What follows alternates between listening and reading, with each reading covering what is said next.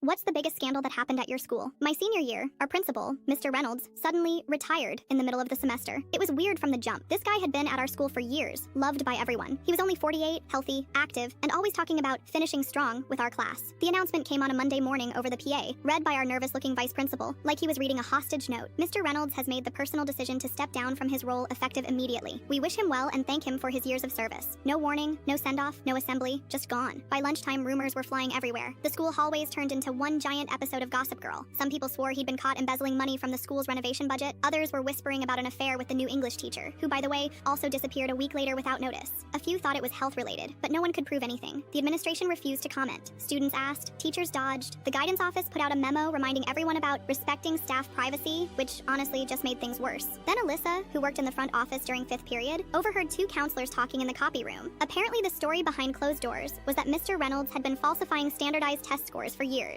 The theory was that he'd boosted numbers to inflate our school's ranking and secure more state funding and grants. That rumor blew up fast. People started digging. Test scores from the last few years suddenly looked suspicious. Some students had gotten absurdly high scores compared to their classroom performance. Teachers were being called in for private meetings. College counselors got flooded with calls from universities asking for clarification. At least 3 students had their admissions held up while investigations played out. Then the local paper got involved. Front page, principal resigns amid test tampering allegations. That headline hit like a truck. Our school's reputation tanked overnight. Students were humiliated. Our ranking dropped. Community meetings were packed. Parents were furious. Some teachers went on leave. The whole place felt like it was falling apart. But here's where it gets wild. 3 months later, my mom came home from her job at the district office, pale and rattled. She sat at the kitchen table, looked at me, and said, "Reynolds didn't do it." She told me the actual truth. Mr. Reynolds wasn't the one falsifying test scores. It was the superintendent. Reynolds had discovered what was going on. Multiple schools in the district had been quietly inflating results to chase state funding benchmarks. When he confronted the superintendent and threatened to expose him, the guy panicked. He was running for state office at the time and couldn't afford a scandal. So he flipped the whole thing, set Reynolds up, faked documents, leaked info to the right people, and made it look like he was the problem. The administration was fed the same lies. The paper ran with it. By the time anyone even began questioning it, the damage was already done. Mr. Reynolds moved across the country, packed up and left. His reputation burned. Schools didn't want him. Parents thought he was a fraud, and he didn't say a word in his defense. The superintendent, by the way, quietly resigned the next year for health reasons. No charges, no accountability. The whole thing just faded. Our school never recovered from it. Enrollment dropped, teachers left, seniors lost out on scholarships. We got labeled as a problem district. The whole vibe changed, like everyone just got tired overnight.